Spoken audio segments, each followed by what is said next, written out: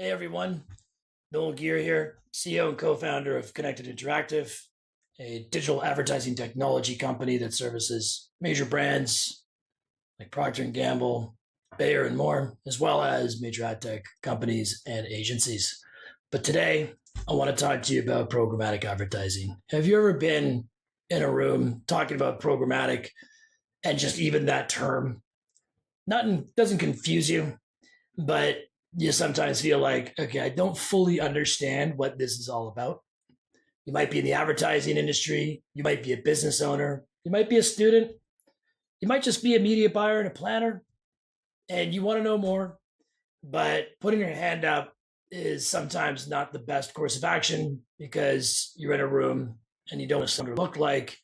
You don't know exactly what you're talking about, which is perfectly normal, especially in this industry, because it's extremely complicated. Well, today, I want to break this down for you a little bit and just give you some bird's eye view of what this space is all about. So, just to kind of give you some context, I've been in the advertising industry for 25 years. I've been in the programmatic space for a decade, which is pretty much when it started. It started back in 2007, but it really sort of came to be in 2012 and 2014. And I've been in the mobile space since 2011 and digital advertising for a long, long time. So I do know what I'm talking about. But most importantly, I want to break this down for you in sort of a simplistic manner. Yes, it's not simple, but there is a way to explain this so that people can understand it because too many people don't understand it. So, first off, what is an ad exchange? Back when programmatic was first developed, it was actually called real-time bidding. Real-time bidding, that's right. It was like the stock exchange, except a lot cooler, really, at the end of the day. I mean, come on, they make a lot of money, but they're really not that much fun. Now, running advertising, that's a whole different story, I think. So, in this real-time bidding exchange, at the center of it all is impressions. So basically, there was a statement, and there's been many statements to say that when you run programmatic advertising, you can pretty much reach absolutely everybody online. And that's true. It's also the danger, but in effect, this ad exchange has hundreds of thousands of apps and websites and everything all gathered into this one place where you as an advertiser can go in and try to bid on actual eyeballs of people while they're browsing on a website or through an app or whatever the case may be. Now, the reason it's called real-time bidding is because you actually, in real time, bid on the actual impression. Now, the thing about it is, when it first came out, all this really did was to get remnant inventory. So most websites and so forth, they really wanted to sell this inventory themselves directly to advertisers and clients. And they use this platform, which actually came from the stock market, to sell their unused inventory. So it didn't have a great name at first, but then that changed. I mean, could you imagine trying to coordinate with 100 different websites? I mean, it's like trying to buy radio. I mean, God, that's a nightmare. But anyways, so all within this ad exchange, the opportunity to reach everybody and actually bid on each eyeball based on the value of that eyeball. So a different bid. So like one person could be worth a $2 CPM, another person could be worth a $1 CPM or a 5 or a 6 or a 10 or even a 25. But it all depends on the data.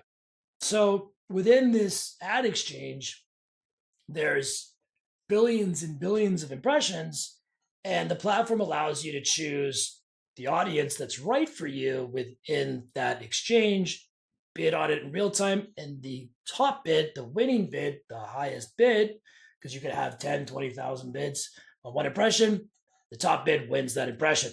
That's why it's so important to understand how this bidding works, because if you go in and you just keep bidding on all the lowest impressions for all the lowest costs, well, guess what? You're going to end up with the one-ply toilet paper, right? That's not my line. I heard that at a conference somewhere, well, actually on a podcast as well, and I thought it was pretty funny. One-ply toilet paper. I mean, God, is that the worst or what? So anyways, now we go into how do we actually get into this ad exchange? So we have another thing called a DSP. I'm sure you've all heard that. That stands for demand side platform. This is how advertisers get into the exchange. A DSP is like the trade desk, DV360, all these different, there's a number of different platforms. The two kind of biggest ones right now are DV360 and the trade desk, but then you have, Yahoo's got a platform, and then the list goes on and on. But essentially, this is the technology that helps you get in and understand what's happening, and you can enter the exchange. But then, how do publishers get in there? There's another technology called an SSP, a supply side platform. On the supply side, this is how the publishers get into the exchange. This is where they get to put in their impressions through their websites and apps and actually bring in information about their audience so that you can bid on it based on what you would consider to be a valuable audience. So you have the SSP, you have the DSP, and then you have the exchange. And everything flows from the advertiser to the publisher into the exchange, and that's where the action happens. Now, there's another big term, DMP, data management platform, right? I'm sure we're all familiar with it. What's a data management platform? Data management platform sits on the bottom of this whole thing. So if I want to understand more about my audience, then I want to get data from outside what just the publisher is offering me. So if I've got a publisher that's, hold on a second here. Really? It actually stops. Starting again. If I have a publisher that's feeding information into the exchange about their audience saying, oh, these are the types of people we target based on the content or contextual information. Sometimes I want more information. Maybe I want to know the household income of the home that they live in. Maybe I want to understand religion. Maybe I want to understand purchase, all that kind of stuff. That has to come from somewhere else. And a DMP can hold that information through other sources and actually bring in that information with the DSP so you can actually do an even better job on bidding the impressions that are the most valuable to you. When you have this type of technology in combination, you can decide on what those impressions are worth. Now, be very careful to go to the lowest bid because you can end up, again, with the lowest quality. Sometimes what happens is you bring in this information, you get hyper targeted on the audience that you want to target, but it means you got to pay a little bit more. But guess what? You make more money. Yes, that's right. I said it. You make more money by paying more money. I know it doesn't make sense right now or necessarily all the time, but this is actually a thing, I promise you. So now we understand DSP, SSP, DMP, how this all plays together, and how this works within what we call the ad exchange and what used to be called real-time bidding. More to come. What is data?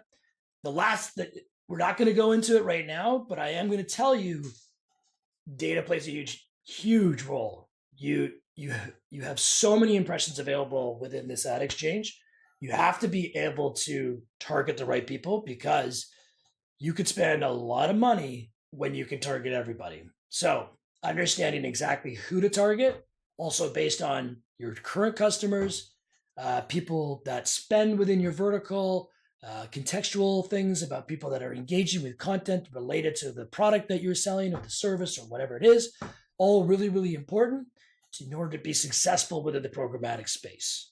Without that, it is going to be very difficult for you to actually get the KPIs and the return that you're looking for, unlike just buying on, say, a cost per click, which doesn't have nearly as much scale. Thank you so much. More to come.